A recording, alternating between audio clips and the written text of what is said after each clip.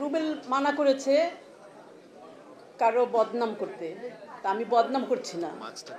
আসসালামু আলাইকুম। আমি বদনাম করব না, কিছু কথা বলবো, সেটা আমি জানি না আপনারা কিভাবে নেবেন। এবারের শিল্পী সমিতির নির্বাচন আমাকে অবাক করে দিয়েছে।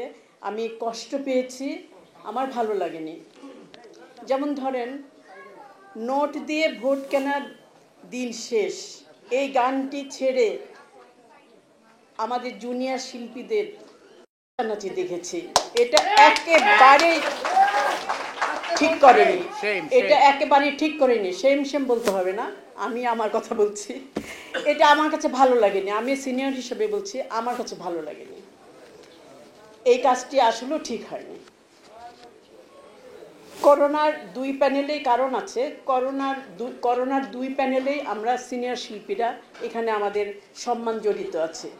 তাছাড়া শিল্পী সমিতি নির্বাচনে টাকার কথা আসবেই বা কেন? এটা তো ঠিক না। আর আমার এত বছরের অভিনয় জীবনে আমি কখনো এগুলা দেখিনি যে টাকা দিয়ে ভোট কেনা। নাম বলতে পারবো না, অনেক নতুন নতুন শিল্পী আসে, আমরা তো অত ব্যস্তও না এখন, আর আমি সবার নামও জানি না। তো একজন বলেছেন যে শিল্পীদের মধ্যে সিনিয়র জুনিয়র আবার কিসের।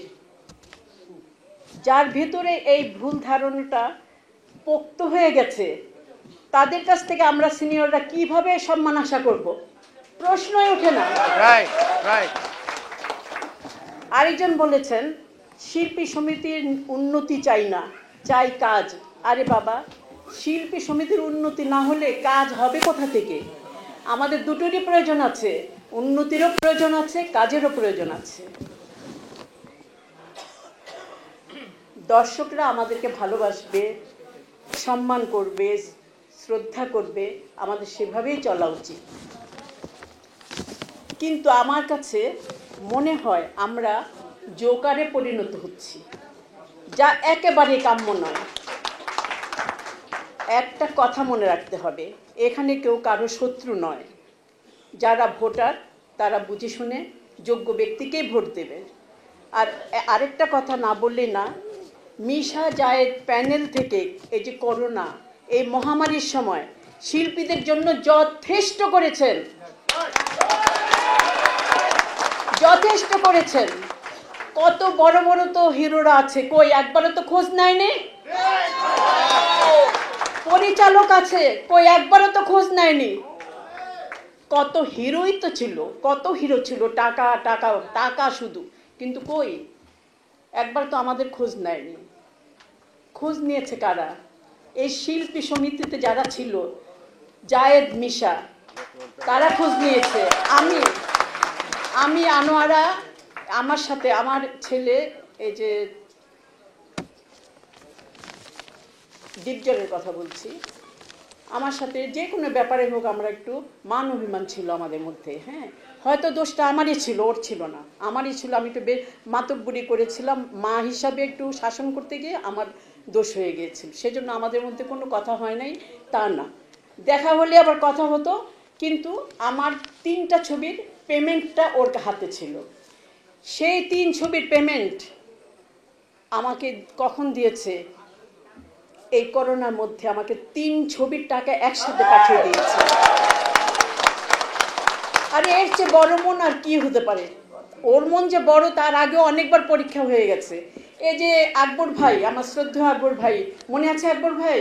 একবার আমি ওনার ছবিতে কাজ করতেছিলাম ডিপজল সাহেবের, তখন ওনার ইয়েতে এফডিসি ইয়েতে ওনার যে স্টুডিওতে সাভারে, ওখানে আমি খুব টায়ার্ড হয়ে গিয়েছিলাম কাজ করতে গিয়ে, তো আমি হেলান দিয়ে বসেছিলাম।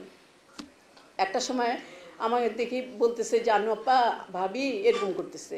তো চোখ খুলে দেখি অনেকজন দাঁড়ায় আছে, সামনে আকবর ভাই, একটা হাতের মধ্যে কি একটা এরকম একটা পেঁচানো কাপড়, একটা ওইটা নিয়ে দাঁড়ায় আছে।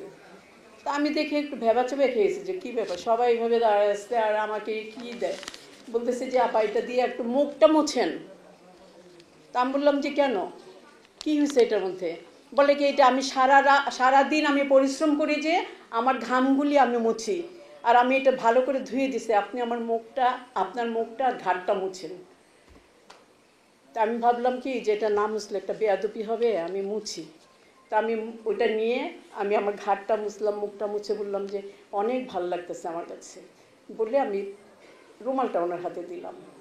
তখন আমাকে বলতেছে যে আপনার ছেলে একটা কথা বলছে। আমি বলছি কি? বলে কি যে বলছে যে আপনি যা চাবেন তাই দেবে আপনাকে।